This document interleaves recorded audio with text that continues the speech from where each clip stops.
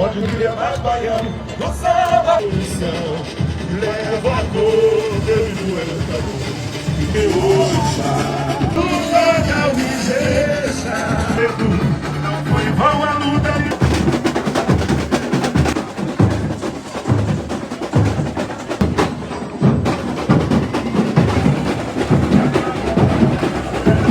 امروز قراره برم یکی از دیوونه وارترین فستیوال‌های برلین، جایی که توی چند تا خیابون انگاری کل دنیا جمع شدن. الان داریم میریم سمت فستیوال. از الان توی مترو میشه فهمید امروز روز عادی نیستش.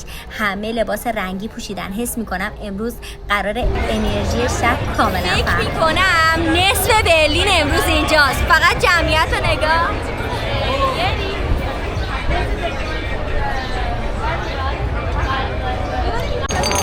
اینقدر امروز گرمه از این دیوار گذاشتن که هر کی هر چقدر میخواد برداره و استفاده کنه.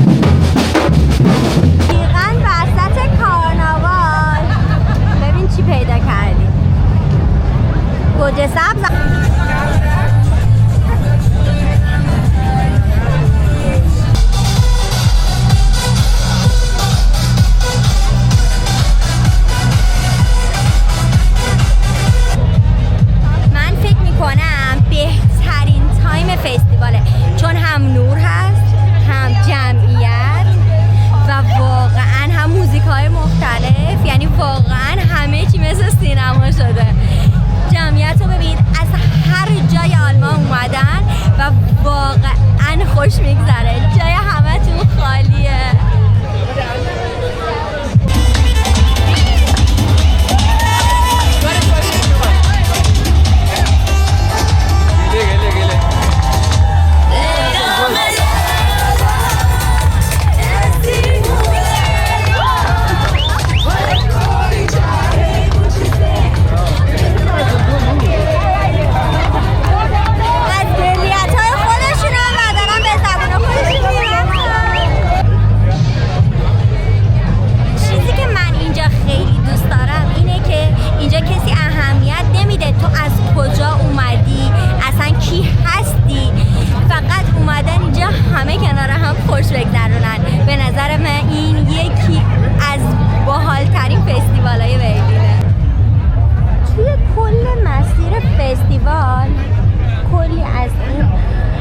بارا و حالا یه سری گریلا هستش که میتونین توی مسیر کوکتل تهیه کنین، آبجو تهیه کنین و گوشت نمونین و انواع غذاها هم اینجا هستش. غذاهای محلی هم میتونین تست کنین.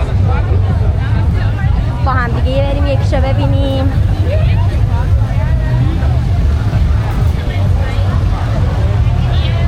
ولی اینو بدونین که اگر که اومدین حتما با خودتون پول نقد بیارین، چون اگه پول نقد نداشته باشین کارت قبول نمی‌کنن.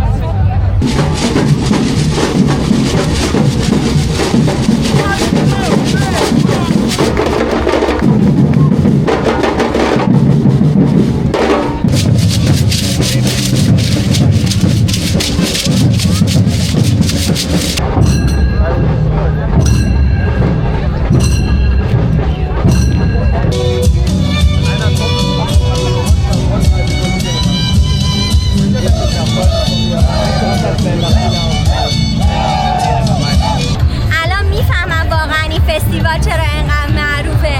چون واقعا حسی که داره فکر میکنه کل دنیا جمع شده توی یه شهر و واقعا اگر توی برلین بودین کارناوال دکوتورن حتما بیاین و ازش کلی لذت ببرین. حسش حرف نداره. هر سال ایرانیای خارج از ایران هم توی این کارناوال شرکت میکردن ولی متاسفانه امسال نبودن.